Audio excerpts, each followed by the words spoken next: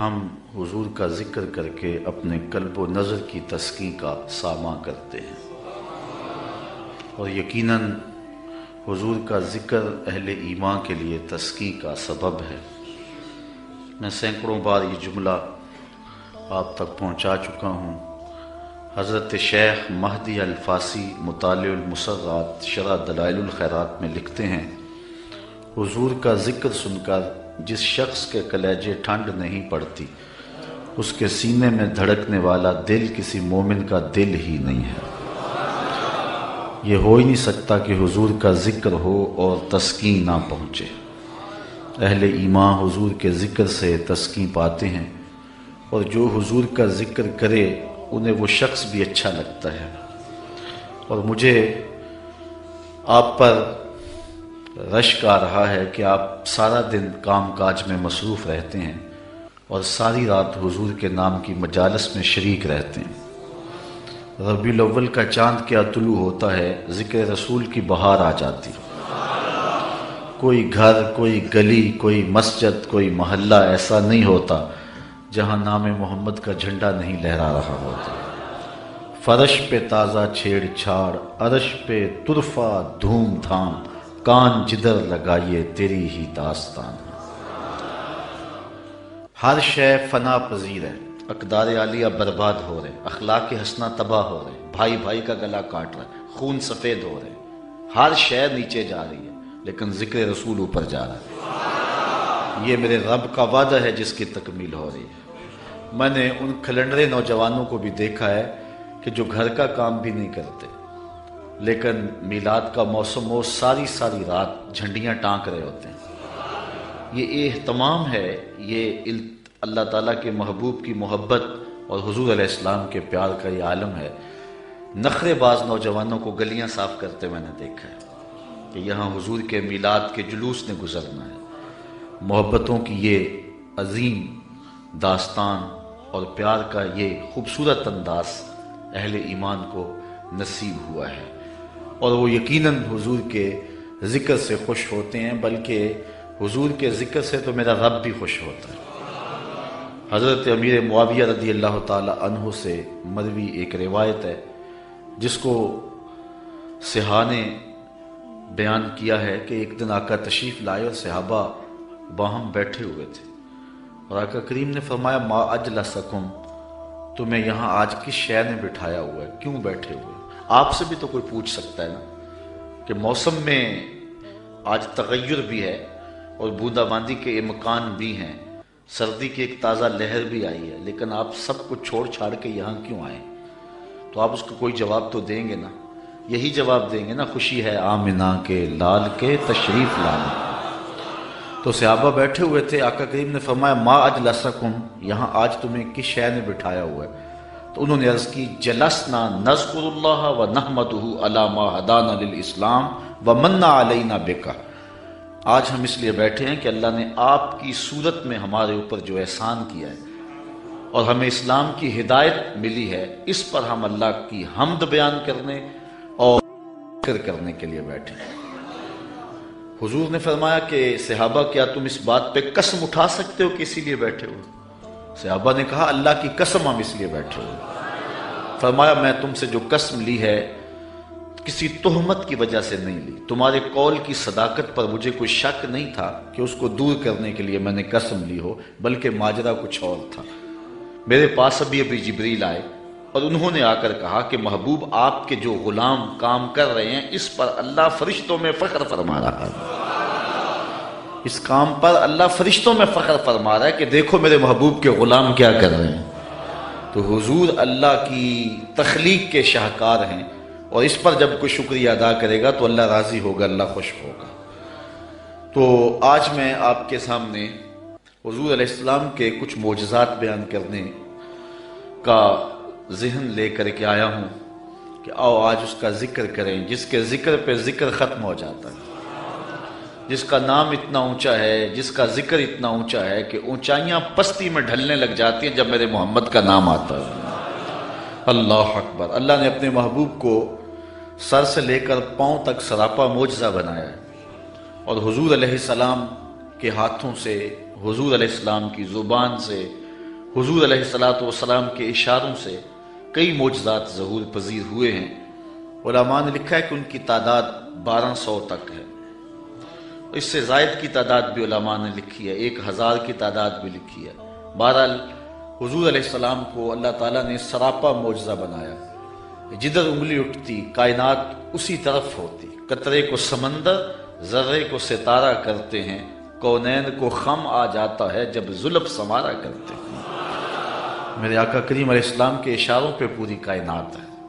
اللہ اکبر، ذرے اس خاک کے تابندہ ستارے ہوں گے جس جگہ آپ نے نالین اتارے ہوں گے۔ ہم تو اس نبی کے چاہنے، اس نبی کے ماننے والے ہیں۔ حضور کا ذکر سن کے اہل ایمان خوش بھی ہوتے ہیں اور ان کے ایمان میں اضافہ بھی ہوتا ہے، اور ان کو ٹھنڈ بھی پڑتی ہے اور ان کی روح بھی رقص کرتی ہے۔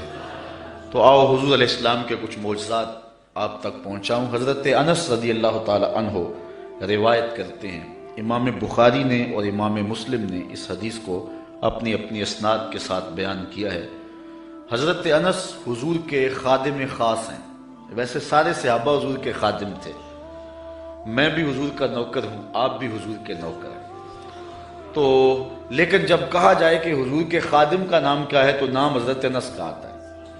ان کے والد تھے حضرت ابو طلحہ اور والدہ تھی ام سلیم، اور یہ ایسے خوش نصیب لوگ ہیں کہ ان کے بارے میں فرمایا گیا کہ ام سلیم جیسی بیوی کوئی نہیں اور ابو طلحہ جیسا شوہر کوئی نہیں۔ حضور جب ہجرت فرما کے مدینہ تشریف لائے نا تو حضرت انس اس وقت چھوٹی عمر میں تھے، تو حضرت ام سلیم ان کو لے کر کے حضور کی خدمت میں چلی گئیں اور عرض کی حضور یہ گھر کے کام کاج کیا کرے، کوئی گھر کا سودا سلف لانا ہو تو یہ آپ کی نوکری کیا کرے۔ پھر حضور حضرت انس سے بے پناہ محبت کیا کرتے، کبھی انس کہتے، کبھی انیس کہتے، کبھی یا ذل اذنین، او دو کانوں والے، کبھی یوں پیار کرتے۔ کہتے ہیں ایک بوٹی تھی نمکین، میں پہاڑوں سے کاٹ کے لاتا تھا اور اپنے ہم عمر بچوں کو دیتا، اس بوٹی کا نام حمزہ تھا۔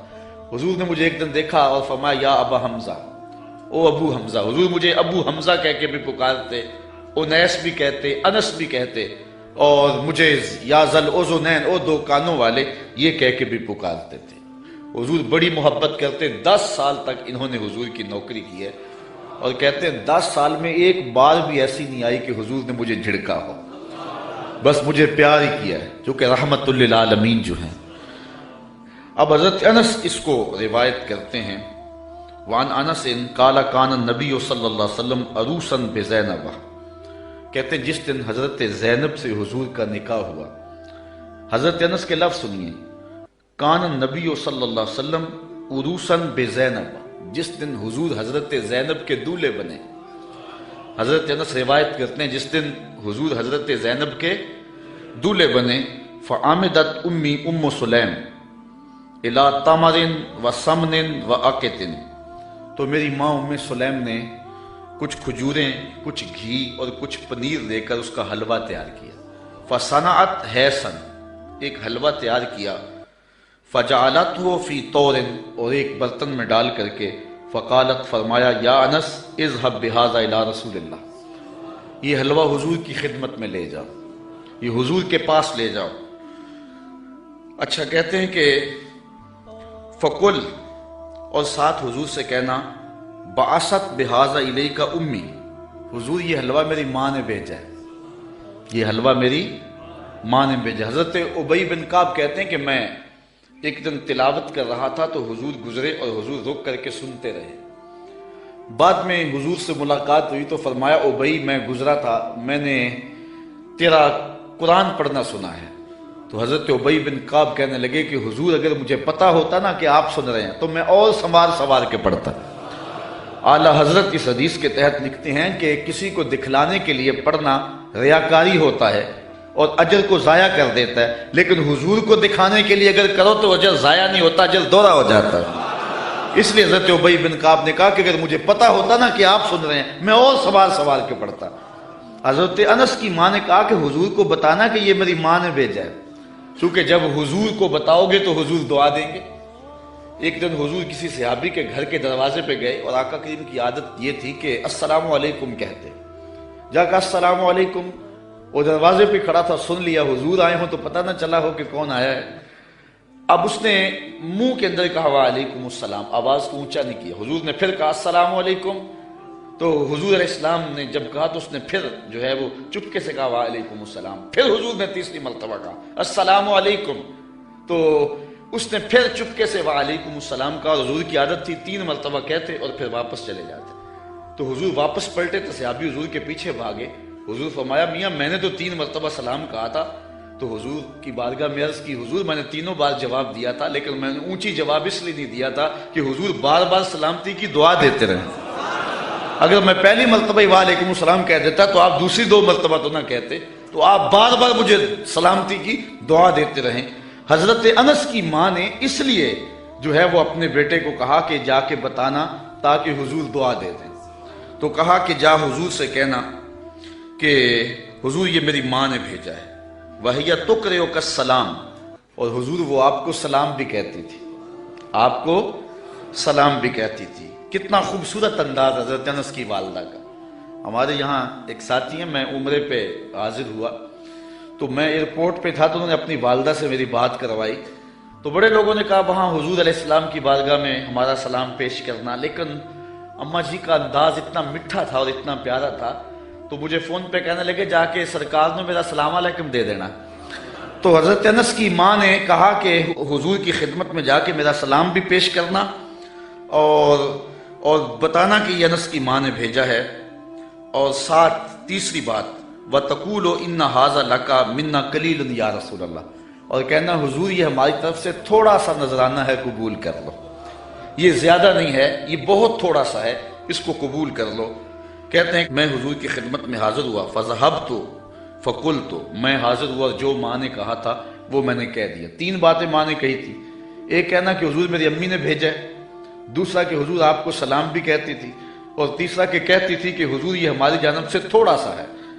تو حضور کی خدمت میں جا کے میں نے کہہ دیا، فقال داہو، حضور نے فرمایا رکھ دو، ثم قال، پھر کہا اذهب فدعو لی فلانا و فلانا و فلانا، پھر فرمایا اٹھو فلاں کو بلا لاؤ، فلاں کو بلا لاؤ، فلاں کو بلا لاؤ، رجالا سماہم، حضور نے بہت سارے لوگوں کے نام بتائے کہ جاؤ فلاں کو بھی بلا کر کے لاؤ، فلاں کو بھی بلا کر کے لاؤ، اور پھر فرمایا وَدْعُ لِي مَنْ لَقِيتَ، اچھا جو بھی ملے اس کو بھی دعوت دے آنا۔ کچھ لوگ نام بنام بتائے کہ ان کو تو جا کے بلا کے لاؤ نا، اور ان کو پیغام میرا دے کے آؤ، اور پھر کرنا راستے کے اندر اگر تمہیں کو ملے تو اسے بھی کہہ دینا کہ تیری حضور کے گھر دعوت ہے۔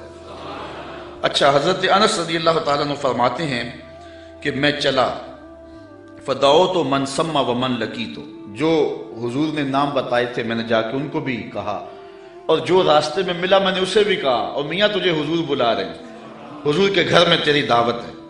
فرجعت فیض البیت غاص باہلہ، کہتے جب میں واپس پلٹا نا تو حضور کا ویڑا لوگوں کے ہجوم سے بھرا ہوا تھا۔ یار کوئی منسٹر دعوت دے کہ بیٹے کی شادی ہے آنا تو لوگ پھولے نہیں سماتے، بتاتے پھرتے آج میں بڑا مصروف ہوں، میاں آج کیا ہے جی؟ آج میں نے شادی پہ جانا ہے۔ یار جس کو منسٹر بلائے، جس کو ایم پی اور ایم این اے بلائے، وہ تو خوشی سے پھولا نہ سمائے کہ آج فلاں گھر میری دعوت ہے، پھر ان کی خوشی کا عالم کیا ہوگا جن کی دعوت محمد عربی کے گھر میں تھی۔ تو کہتے جب واپس پلٹا تو گھر بھرا ہوا تھا لوگوں سے۔ اچھا تابی نے جس نے حضرت انس سے روایت سنی اس نے کہا فقلت لانس، میں نے انس سے کہا، قیل لانس، حضرت انس سے کہا گیا عددکم کم کان، کہ لوگ تھے کتنے؟ جن لوگوں سے گھر بھرا ہوا تھا ان کی تعداد کوئی اندازہ ہے؟ حضرت انس کہنے لگے 300 کے قریب ہوں گے لوگ۔ میں ایسے گیا اور ایسے پلٹ کے آ گیا، اور جب واپس آیا تو 300 لوگوں سے حضور کا گھر بھرا ہوا تھا۔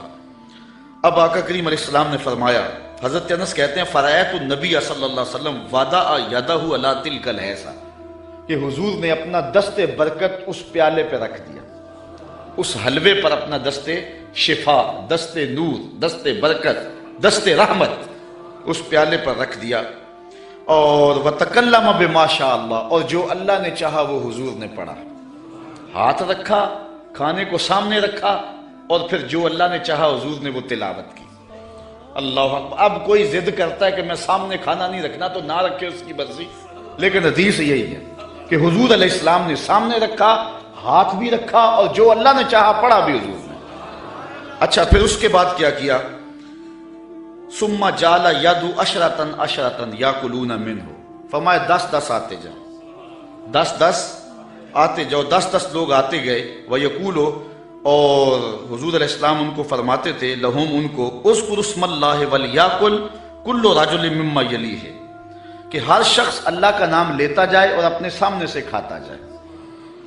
قال فاکلوا حتی شبعوا، کہتے ہیں کہ لوگ کھا گئے حتیٰ کہ رج گئے، فخرجت طائفۃ ودخلت طائفہ، ایک گروہ جاتا دوسرا آ جاتا، حتیٰ اکلوا کلہم، یہاں تک کہ سب نے ایک پیالے سے کھانا کھا لیا۔ قال لی یا انس ارفع، حضور نے مجھے کہا انس، جب سب لوگ کھا چکے تو حضور فرمایا انس پیالہ اٹھا لو، یہ برتن اٹھا لو۔ فرفعتو، کہتے ہیں میں نے وہ برتن اٹھا لیا۔ اب آگے حضرت انس کی سنیے، کہتے ہیں فما ادری ہینا وضعت اکثر ام ہینا رفعت، حضرت انس کہتے ہیں میں فیصلہ نہیں کر سکتا کہ جب میں نے پیالہ رکھا تھا حلوہ اس وقت زیادہ تھا یا جب اٹھایا تھا اس وقت زیادہ تھا۔ دست شفا آیا تو برکتیں ہی برکتیں آ گئی۔ اس کو امام بخاری نے بیان کیا۔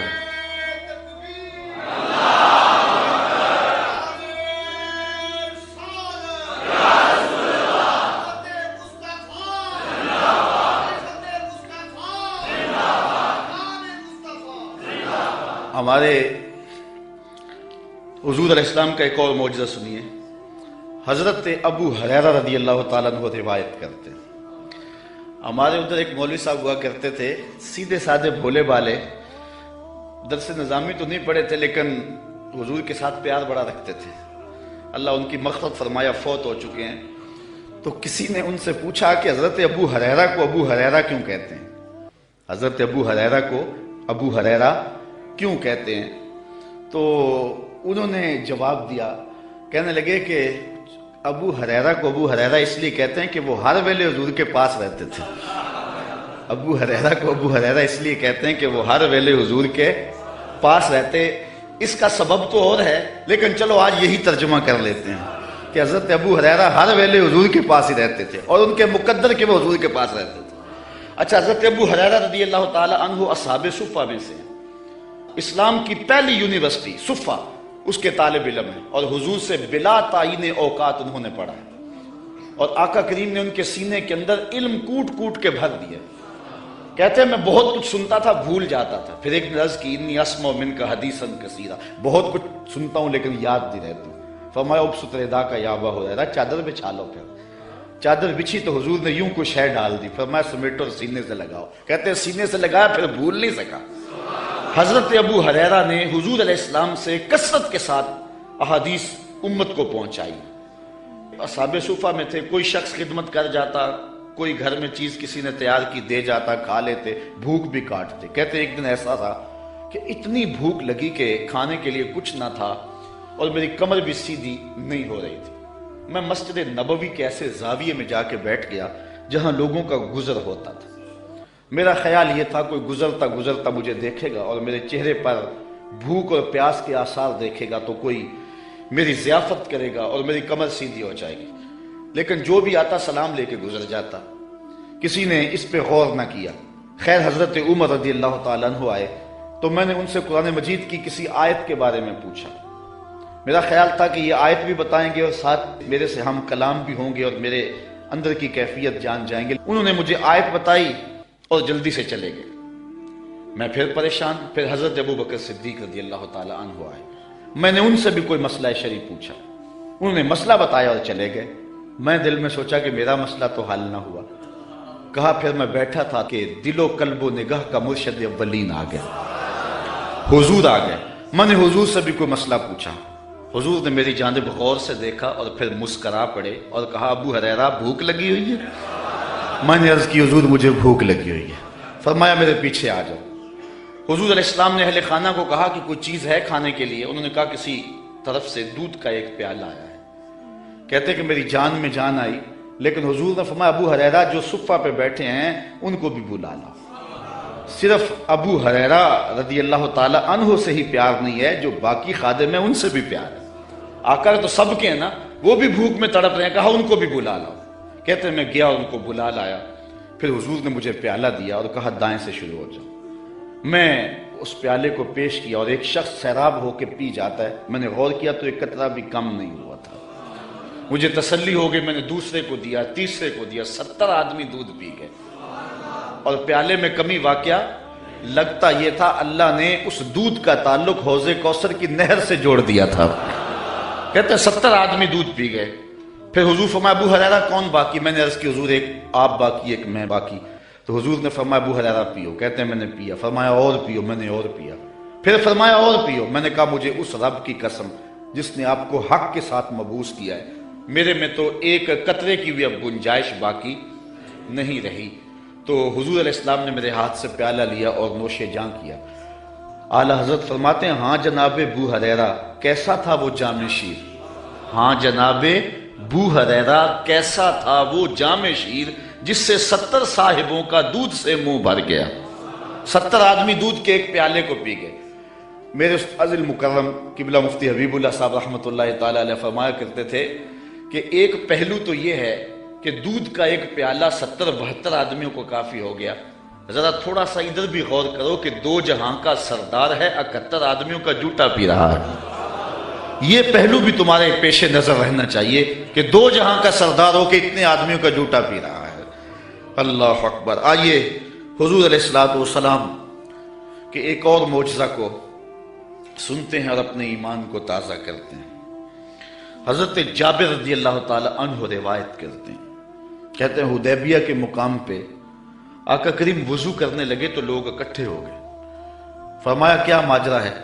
عرض کی کہ حضور پانی نہیں ہے، تو اس لیے لوگ جو ہیں وہ پیاس سے تڑپ رہے ہیں۔ تو آقا کریم علیہ السلام نے جو ہے وہ کوزے کے اندر اپنا دستے برکت ڈال دیا۔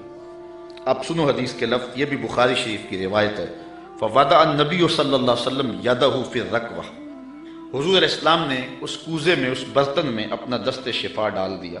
فجعل الماء یفور بین اصابعہ کامثال العیون، حضور کی انگلیوں سے پانی یوں پھوٹتا تھا جس طرح چشمے نکلتے تھے، یوں پانی پھوٹ رہا ہے۔ قالا فشربنا وتوضانا، کہا کہ ہم نے پانی پیا بھی اور وضو بھی کیا۔ قیل لجابر کم کنتم، راوی نے حضرت جابر سے بھی پوچھا کتنے کو لوگ تھے تم؟ قالا لو کننا 100 الف لکفانا، کہا لاکھ بھی ہوتے تو کافی تھا، لاکھ بھی ہوتے تو کافی تھا۔ کننا 15 100، لیکن ہم تھے جو ہیں وہ 1500، لیکن اگر وہ لاکھ بھی ہوتے تو وہ پانی کم نہ پڑتا۔ یہاں اعلیٰ حضرت کا اسلوب پھر دیکھیے، آپ فرماتے انگلیاں ہیں فیض پر، ٹوٹے ہیں پیاسے جھوم کر، انگلیاں ہیں فیض پر، ٹوٹے ہیں پیاسے جھوم کر، ندیاں پنجاب رحمت کی ہیں جاری واہ واہ، ندیاں پنجاب رحمت کی ہیں جاری واہ واہ۔ حضرت انس روایت کرتے ہیں، قال نعى النبی صلی اللہ علیہ وسلم زیدا وجعفرا وابن رواحہ للناس قبل ان یاتیہم خبرہم، جنگ موتا پر حضرت نبی رحمت صلی اللہ علیہ وسلم نے صحابہ کو روانہ کیا۔ یہ 8 ہجری کو جنگ ہوئی ہے، مسلمانوں کی تعداد صرف 3000 اور ہرکل کے سپاہیوں کی تعداد 1 لاکھ، 3000 1 لاکھ کے مقابلے میں آئے۔ شام میں یہ جنگ گمسان کی لڑی جا رہی ہے، جنگ وہاں ہو رہی ہے اور حضور ہیں مدینے میں، اور آقا کریم یہاں بیٹھ کے جنگ کے واقعات سنا رہے ہیں، جنگ کے واقعات سنا رہے ہیں۔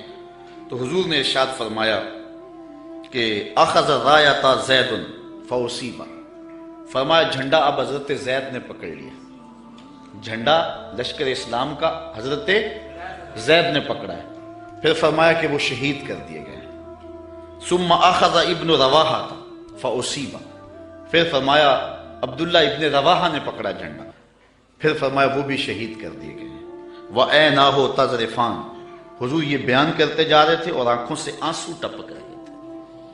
پھر اس کے بعد حضور نے فرمایا حتی اخذ رایۃ سیف من سیوف اللہ، یعنی خالد ابن الولید، فرمایا اب اللہ کی تلواروں میں سے ایک تلوار خالد بن ولید نے پکڑ لیا ہے۔ حتی فتح اللہ علیہم، یہاں تک کہ اللہ تعالیٰ نے ان کو فتح عطا فرما دی۔ بیٹھے مدینے میں ہیں، نظر کہاں ہے؟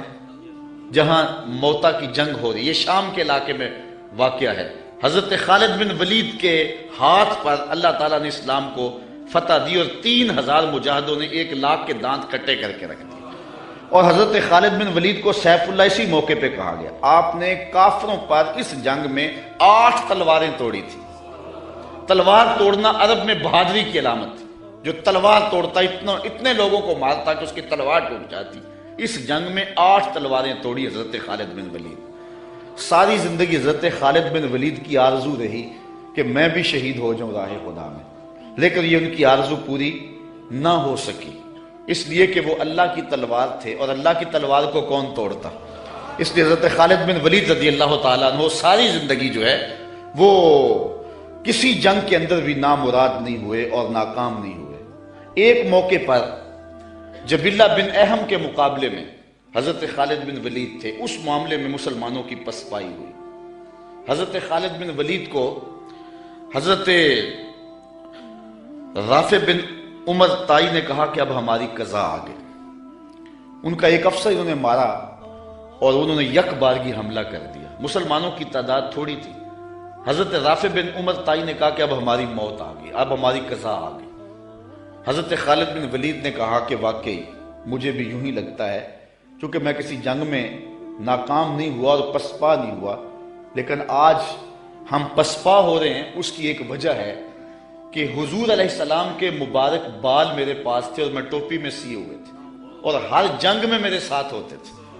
آج میں ٹوپی گھر بھول آیا ہوں اور یہ مصیبت جو ہمارے اوپر پڑی ہے اس لیے کہ میرے پاس آج وہ حضور علیہ السلام کے معجز نما بال جو ہیں آج وہ موجود نہیں ہیں. لیکن بندہ مٹ نہ جائے آقا پہ تو وہ بندہ کیا ہے، بے خبر ہو جو غلاموں سے وہ آقا کیا ہے. دور طیبہ سے جب بھی میں تڑپا کبھی ان کو حالات کی سب خبر ہو گئی. حضور حضرت ابو عبیدہ کو خواب میں ملے اور فرمایا خالد پہ مشکل بنی اور تم یہاں سو رہے ہو. وہ فوراً اٹھے اور اعلان کروا دیا، کہا جلدی تیار ہو جاؤ، حضرت خالد کی مدد کو پہنچنا ہے. راتوں رات لشکر تیار ہوا اور حضرت خالد بن ولید رضی اللہ تعالی عنہ کی مدد کے لیے لشکر چل پڑا. انہوں نے دیکھا کہ ایک نقاب پوش سوار ہے جو لشکر سے ہٹ کر کے چل رہا ہے. امیر لشکر نے کہا کہ ذرا اس شخص کو دیکھو یہ کون ہے، کوئی جاسوس نہ ہو. جب مجاہد اس کے پاس گئے اس نے کہا کہ پیچھے ہٹ جاؤ، میں کوئی غیر نہیں ہوں، میں حضرت خالد بن ولید کی بیوی ہوں. جب حضرت ابو عبیدہ نے اعلان کروایا نا کہ تیار ہو جاؤ کہ خالد پہ مشکل آ گئی ہے، تو میں نے سوچا کہ اللہ کے شیر پہ کبھی مشکل آئی تو تھی نہیں، یہ کیا ہو گیا. تو میں نے غور کیا تو ان کی ٹوپی گھر رہ گئی تھی. تو میں نے ٹوپی لی، میں ان کو ٹوپی دینے جا رہی. لشکر کے ساتھ ساتھ حضرت خالد بن ولید کی اہلیہ بھی چلتی رہی. حضرت خالد بن ولید ادھر محاذ پہ ڈٹے ہوئے. اچانک حضرت خالد بن ولید کیا دیکھتے ہیں کہ ایک جانب سے اللہ اکبر کی آواز آئی اور 5-6 مجاہد ہیں جو دشمن کے لشکر کو پیچھے دھکیل رہے ہیں اور اس میں ایک نقاب پوش مجاہد بھی ہے. حضرت خالد بن ولید نے گھوڑے کو ایڑ لگائی اور جا کے اس کے قریب کھڑے ہو گئے. کہا جوان مجاہد تو کون ہے کہ لشکر کے جو ہے پشتے کاٹ رہا ہے. اس نے تھوڑا سا نقاب سرکا کے کہا آنا زوجتو کا ام تمیم، میں تمہاری بیوی ام تمیم ہوں اور تم حضور کے بالوں والی ٹوپی بھول آئے تھے، میں وہ تمہیں دینے آئی ہوں. تو انہوں نے وہ ٹوپی ان کو پیش کی تو اللہ نے اسی دن حضرت خالد بن ولید کو فتح عطا فرمایا. یہ حضور علیہ الصلوۃ والسلام کے منہ مبارک کا موقع.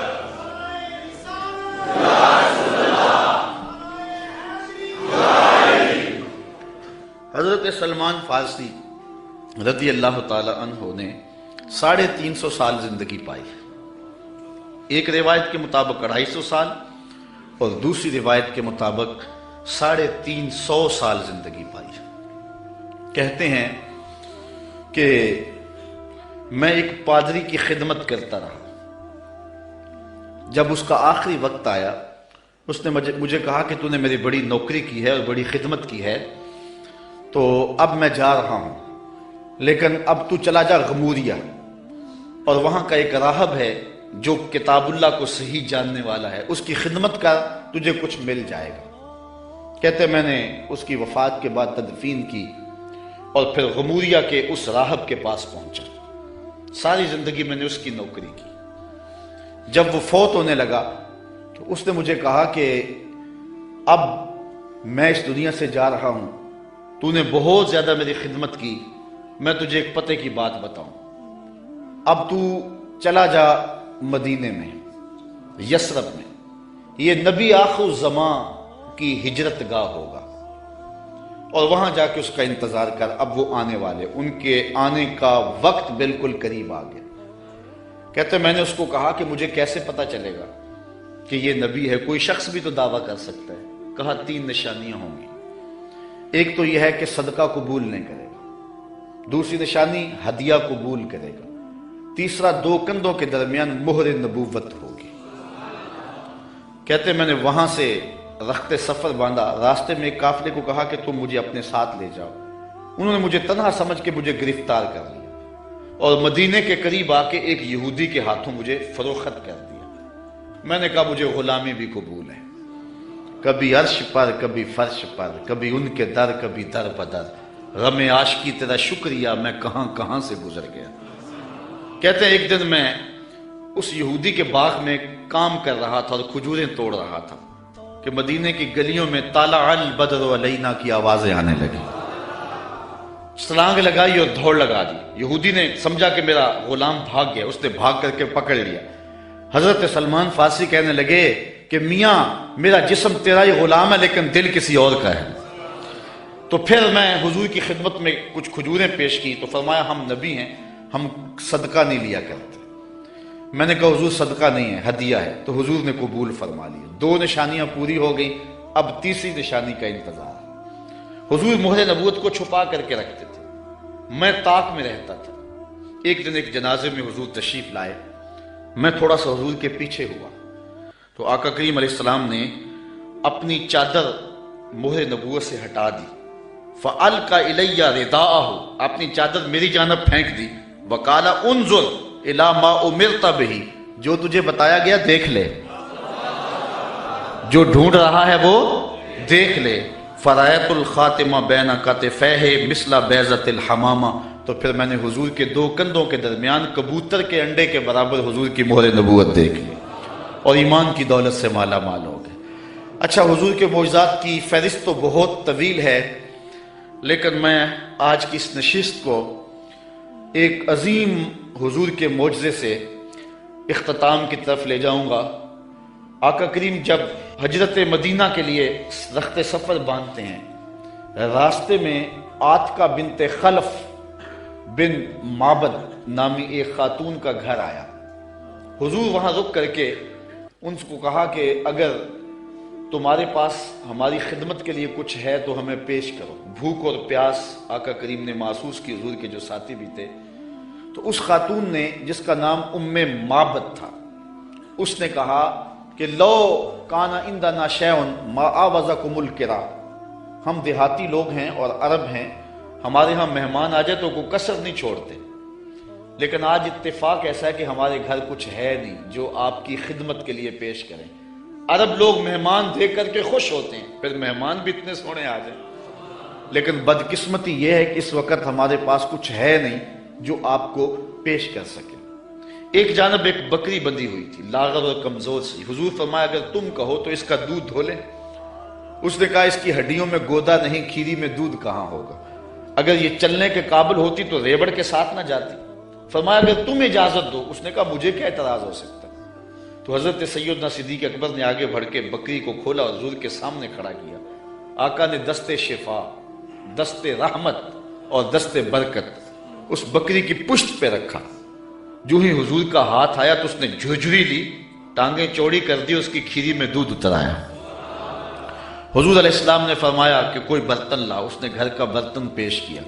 حضور نے دودھ دعا تو جھاگ اٹھنے لگی، حتیٰ کہ گھر کے سارے برتن دودھ سے بھر گئے۔ معبد کے گھر کی تھالیاں بھی دودھ سے بھر گئی۔ حضور نے بھی پیا، حضور کے ساتھیوں نے بھی پیا۔ معبد اور گھر میں اس کا ایک بچہ تھا، اس کے پاس، اس نے بھی دودھ پیا۔ حضور علیہ السلام نے دعائے برکت دی اور چلے گئے۔ معبد کو حضور کا پتہ پوچھنا یاد نہ رہا، بس حضور کے حسن اور جمال میں کھو گئی، اور پوچھنا یاد نہ رہا کون ہو، کدھر سے آئے ہو، نام کیا ہے۔ شام کو جب معبد بکریوں کا ریوڑ لے کر کے واپس پلٹا، اس نے کچی کلی پہ نور برستے دیکھا، انوار اترتے دیکھے۔ ایک بار وہ جدھر سے گزرے ہیں نصیر، ایک بار وہ جدھر سے گزرے ہیں نصیر، ہزار بار ادھر سے بہار گزری۔ نشور وحدی کا لہجہ دیکھیں، اس نے کہا چند لمحوں کے لیے ٹھہرے تھے تم جس پیڑ کے نیچے، چند لمحوں کے لیے ٹھہرے تھے تم جس پیڑ کے نیچے، سنا ہے آج تک اس پیڑ کا سایہ مہکتا ہے، آج تک اس درخت کے سائے سے بھی خوشبو آتی ہے جس درخت کے سائے میں چند لمحوں کے لیے آپ رکے تھے۔ ام معبد کا شوہر ابو معبد کہتا ہے کہ کیا ماجرا ہے، آج ہمارے گھر میں یہ جو رونق ہے اور یہ جو تازگی ہے اور یہ انوار اتر رہے ہیں، کیا ماجرا ہے؟ تو ام معبد کو حضور کا نام تو پوچھنا یاد نہیں رہا، اس نے اپنے طور پہ حضور کا نام رکھ لیا۔ اس نے کہا آج ہمارے گھر میں مبارک آیا تھا، آج ہمارے گھر میں مبارک آیا تھا۔ ابو معبد پوچھتا ہے کہ مبارک کیسا تھا جو سارے گھر کو روشن کر گیا، وہ کیسا تھا؟ تو ام معبد تاصف رسول اللہ صلی اللہ علیہ وسلم، ام معبد حضور کا حلیہ بیان کرتی کہتی ہے فقالت رأیت رجلا ظاہر الوضاء، میں نے ایک ایسا شخص دیکھا ہے کہ جس کا رنگ نکھرا ہوا تھا، جس کا چہرہ چمک رہا تھا۔ حضور علیہ السلام کے رنگ کے بارے میں یہ بھی حدیث آتی ہے اظہر اللون، حضور کا رنگ جو ہے بالکل واضح اور چمکدار تھا۔ ابیض کے لفظ بھی آتے ہیں۔ ام معبد کہتی ہے رأیت رجلا ظاہر الوضاء، میں نے ایک ایسا شخص دیکھا جس کا رنگ نکھرا ہوا تھا۔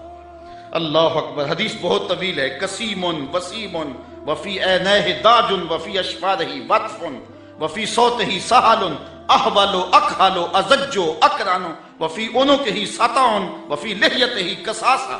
کہا کیا بتاؤں، رنگ سونا تھا، ابرو ملے ہوئے تھے، پلکیں لمبی تھی، آنکھیں سرمگی تھی، گردن سراہی جیسی تھی، ہاتھ خوبصورت تھے، خاموش ہوتے تو پھر بھی وقار ہوتا۔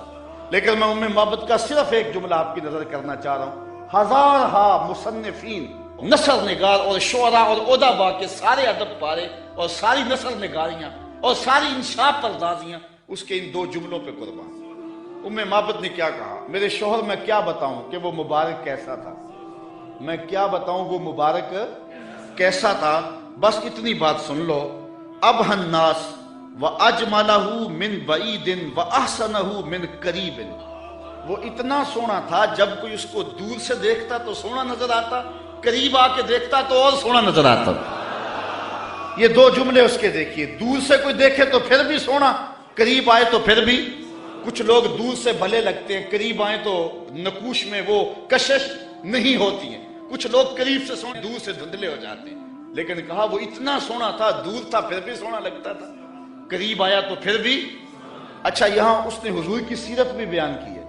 کچھ لوگ دور سے اچھے لگتے ہیں، قریب آ کے اچھے، دور سے اچھے لیکن رشتہ داری کر کے دیکھو تو اچھے نہیں ہیں، کاروبار کر کے دیکھو تو اچھے نہیں ہیں، دوستی لگا کے دیکھو تو اچھے نہیں ہیں، سفر کر کے دیکھو تو اچھے نہیں ہیں۔ وہ کیا کسی نے کہا اس کے لہجے میں یوں تو برف تھی لیکن جو چھو کے دیکھا تو ہاتھ جل گئے۔ کچھ لوگ دور سے سہانے سہانے، قریب آئیں تو کان پھٹیں ڈھول کی طرح۔ لیکن اس نے حضور کی صورت بھی بیان کی اور ان جملوں میں حضور کی سیرت بھی بیان کی۔ کہا وہ اتنا سونا تھا، دور تھا تو پھر بھی سونا لگتا تھا، قریب آ گیا تو پھر بھی سونا لگتا تھا۔ دور تھا تو نظریں جھکی ہوئی تھی، قریب آیا تو حیا کے پہرے تھے، عجیب حسن تھا، عجیب رنگ تھا، دور سے بھی سونا لگتا تھا، قریب سے بھی سونا لگتا تھا۔ اچھا ایک ترجمہ اس کا میں نے بھی کیا ہے، اگر آپ کا ذوق ہو سلامت۔ اس نے کہا کہ کیا بتاؤں، دور سے بھی سونا اور قریب سے بھی سونا۔ تو میرے ذہن میں اس کا مفہوم ایک یہ بھی آیا ہے، مفہوم وہی ہے لیکن ایک یہ بھی آیا ہے، اور آپ اس کی تائید کریں گے، علماء تشریف فرما ہے، شفقت فرمائیں گے۔ تو اس نے کہا کہ میں کیا بتاؤں وہ کتنا سونا تھا، دور تھا تو سونا لگتا تھا، قریب آیا تو اور سونا لگتا تھا۔ تو میں کہتا ہوں کہ حضور دور سے بھی سونے اور قریب سے بھی۔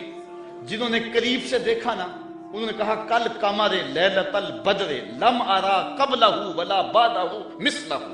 کیا پوچھتے ہو، 14ویں رات کا چمکتا ہوا چاند تھے حضور، حضور جیسا نہ پہلے دیکھا نہ بعد میں دیکھا۔ یہ کس نے کہا؟ حضرت ابو ہریرہ نے، جس نے پاس کھڑے ہو کر کے دیکھا۔ جس نے قریب سے دیکھا اس نے کہا کل قمر لیلۃ البدر، اور جس نے 13 صدیوں کے فاصلے پہ کھڑے ہو کے دیکھا اس نے کہا مکھ چند بدر شاہ شانی، متھے چمک دی لاٹ، کالی زلف تے اکھ مستانی ہے، مخمور رکھی ہند مد بھری۔ جس نے قریب کھڑے ہو کے دیکھا اس نے کہا کہ چاند چڑھا ہوا تھا اور حضور لال دھاری دار یمنی چادر اوڑھ کے آرام کر رہے تھے. حضرت جابر بن سمرہ کہتے ہیں کبھی اسے دیکھوں کبھی انہیں دیکھوں, فائزہ ہوا اندی احسن من القمر. پھر میں نے فیصلہ کیا نہیں حضور سونے ہیں. جس نے قریب سے دیکھا اس نے کہا کہ چاند سے حضور سونے ہیں, اور جو 13 صدیوں کے فاصلے پہ کھڑے ہو کے بریلی سے دیکھتا رہا اس نے کہا خورشید تھا کس زور پر, کیا بھر کے چمکا تھا قمر, بے پردہ جب وہ رخ ہوا یہ بھی نہیں وہ بھی نہیں. جس نے قریب سے دیکھا اس نے کہا کان رسول اللہ صلی اللہ علیہ وسلم افلج الثنیتین اذا تکلم رویا کالنور یخرج من بین ثنایاہ, کہ حضور کے سامنے والے دانتوں میں ہلکا سا سوراخ تھا اور حضور جب بولتے تھے نور کی کرنیں چھن چھن کے نکلتی تھی. یہ حضرت عبداللہ ابن عباس نے کہا جو پاس کھڑے تھے اور جو 14 صدیوں کے فاصلے پہ کھڑا تھا, اس نے کہا تو اجے میرا یار نہیں ڈٹھا, جنوں ویکھ کے چند شرماوے, ادھی راتی دن چڑھ جاوے, جیو رخ تو نقاب اٹھاوے, تے جے او نکلے سیر کرن نو سارا گلشن سیس نواوے, اتے دھرتی لف لف جاوے, جے ہاتھ پھلاں وچ رکھدا ہاتھ پھلاں تو ود جاوے, نین نشیلے مست رسیلے وچ سونا کجل سہاوے, اکھ اگڑے تے انج پیا جاپے جویں میں خانہ کھل جاوے, تے جے او کھولے پیچ زلف دے اتے راہی راہ پل جاوے, توبہ توبہ حسن سجن دا چال نہ چلی جاوے, بجلی ڈردی لشک نہ مارے متا بے ادبی ہو جاوے, علم خدا نے اینا دتا عقلاں وچ نہ آوے, عقل خدا نے اینی دتی علماں وچ نہ آئے, کیے جاز نظر وچ او دی جو آوے وک جاوے, خلق او دے نے مول ہی دنیا کوئی ورلا ہی جان بچاوے, آزم ایڈا سونا ماہی سن کدرے نظر نہ آوے. جنہوں نے قریب سے دیکھا انہوں نے بھی کہا سونا, جنہوں نے قریب سے دیکھا انہوں نے بھی کہا سونا, اور جنہوں نے دور سے دیکھا انہوں نے بھی کہا سونا. جنہوں نے قریب سے دیکھا اس کا نام محمد بن مسلمہ تھا. اس نے کہا اگر ٹیڑھی نظر سے دیکھا نا میرے رسول کو آنکھیں توڑ دوں گا. یہ جس نے قریب کھڑے ہو کے دیکھا, اور جو 13 صدیوں کے بعد کھڑے ہو کے دیکھتا رہا اس کا نام غازی علم الدین تھا. اس نے کہا ٹکڑے کر دوں گا راجپال اگر ٹیڑھی نگاہ سے دیکھا میرے رسول کو. جس نے قریب کھڑے ہو کے دیکھا اس کا نام عمر بن خطاب تھا, اور جو 14 صدیوں کے فاصلے پہ کھڑا تھا اس کا نام عامر چیمہ تھا. جس نے قریب کھڑے ہو کر کے دیکھا وہ حضور کے غلام تھے اور صحابہ تھے, اور جس نے 14 صدیوں کے فاصلے پہ کھڑے ہو کر کے دیکھا ملازم تو پولیس کا تھا. اس نے کہا تو گورنر ہے تو میں محمد کا نوکر ہوں, میں کاٹ کے ٹکڑے کر دوں گا اگر تیری نظر سے بھی دیکھا تو کہا کوئی قریب سے دیکھے پھر بھی واری جائے, دور سے دیکھے پھر بھی واری جائے, تو اجے میرا یار نہیں ڈٹھا جنہوں ویکھ کے چند شرم آوے. کہا کیا بتاؤں کہ وہ قریب سے بھی سونا اور دور سے بھی سونا. اچھا اس نے حضور کا حلیہ بیان کیا, ام مابت میرے بچے تیرے پہ قربان, ام مابت میری نسلیں فدا تیرے ایک ایک جملے پہ. حضور کا حلیہ بیان کیا اور حد کر دی ام مابت نے. دعا کرو اللہ ہمیں حضور کی زیارت نصیب فرمائے. یا اللہ واسطہ ڈالتے ہیں ام مابت کا, ہمیں حضور کی زیارت دے دے. یہ آنکھیں اس قابل تو نہیں ہیں لیکن مالک تو کرم کر, ہم تیرے محبوب کا نام لے رہے ہیں, ام مابت کا صدقہ حضور کی زیارت دے دے. اچھا ام مابت نے حضور کا حلیہ بیان کیا, مبارک کا حلیہ بیان کیا. ام مابت حلیہ بیان کر کے فارغ ہوئی تو بچہ بولا امی وہ بکری والی بات سنائی نہیں, جو بکری کی پشت پہ ہاتھ پھیرا تھا مبارک نے وہ تو بات نہیں سنائی. اللہ اکبر. اب ابو مابت کہتا تم نے زیادتی کیا میرے سے, جب مبارک آیا تو مجھے بلایا کیوں نہیں, اس کو میں بھی دیکھنا چاہتا تھا. اب میں بکریاں دودھ لے کر نہیں جاؤں گا, قریب قریب رہا کروں گا, کبھی مبارک آئے نا تو مجھے بلا لینا. اب وہ سارے گھر کے افراد مبارک کا انتظار کرتے ہیں. ابو مابت کہتا ہے ایک بار ہی آ جائے. جن لوگوں نے مدینہ نہیں نہ دیکھا ہوتا وہ کہتے ہیں ایک بار مدینے بلا لے مولا پھر پاویں جان کڈ لئی, اور جنہوں نے دیکھ لیا ہوتا ہے وہ کہتے ہیں یا اللہ بار بار بلا. ابو مابت کے جذبات یہ تھے ایک بار ہی دیکھ لوں, لیکن ام مابت کہتی تھی کاش کے روز بھی گزرے, مبارک کا روزانہ گزر ہو یہاں سے. ایک دن ام مابت سودا سلف لینے کے لیے قریبی بستی میں گئی, نہ ملا تو آگے بڑھ گئی, آگے شہر مدینہ میں جا پہنچی. سودا خرید رہی تھی, بچہ بھی ساتھ تھا کہ حضرت ابو بکر صدیق گزرے. تو بچے نے جب دیکھا نا تو تڑپنے لگا, اور اس کے لفظوں میں وہ بے ساختگی اور اس کی تڑپ ظاہر ہو رہی ہے. اس نے کہا یا امہ ان ھذا الرجل الذی کان مع المبارک، اے امی اس دن جو مبارک کے ساتھ نہیں بندہ تھا یہ جا رہا ہے. سودا چھوڑا حضرت ابوبکر صدیق کے پیچھے اور پوچھتے ہیں مبارک کہاں ہے؟ تم تو مل گئے ہو، مبارک کدھر ہے؟ اب نام تو اپنے طور پہ رکھا ہوا تھا. حضرت ابوبکر صدیق فرمایا کس مبارک کو ڈھونڈ رہی ہو؟ کہا وہی جس نے بکری کی پشت پہ ہاتھ پھیرا تھا. کہا آؤ تمہیں مبارک کے ڈیرے پہ لے چلو. حضور صحن مسجد نبوی میں بیٹھے ہوئے تھے. جب بچے نے دیکھا تو پھر چیخا اور کہا امی وہ دیکھو مبارک بیٹھا ہوا. یہ حضور کے قدموں میں بیٹھ گئی اور برکت لوٹی. حضور نے اسلام دیا، انہوں نے قبول کیا.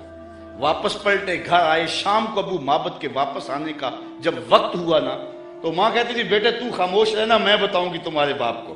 بیٹا کہتا نہیں امی مبارک کے ساتھی کو میں نے دیکھا تھا اس لیے میں نے بتانا ہے ابو کہ ہم مبارک کو دیکھ آئے ہیں. شام کو جب ابو معبد آیا نا یہ دونوں بتانے لگے، وہ پہلے ہی بول پڑا. کہا گھر پھر چمک رہا ہے، مبارک پھر آیا تھا؟ انہوں نے کہا مبارک تو نہیں آیا، ہم اس کا ڈیرا دیکھ آئے ہیں. کہا کدھر رہتا ہے؟ کہا جسے دنیا محمد کہتی ہے وہی تو مبارک ہے. پھر اگلے دن ابو معبد بھی حضور کے قدموں میں بیٹھا ہوا تھا. وہ بکری ام معبد کے پاس عام و رمادہ تک زندہ رہی. اہل سیر لکھتے ہیں کہ یہ حضرت عمر کے دور میں ایک سال آیا تھا جب قحط پڑا تھا اور درخت بھی سوکھ گئے تھے، جانوروں کی چھاتیاں بھی خشک ہو گئی تھی، کنووں کے پانی بھی نیچے چلے گئے تھے، حوض بھی خشک ہو گئے تھے، کہیں سے پانی کا کوئی قطرہ نہیں ملتا تھا.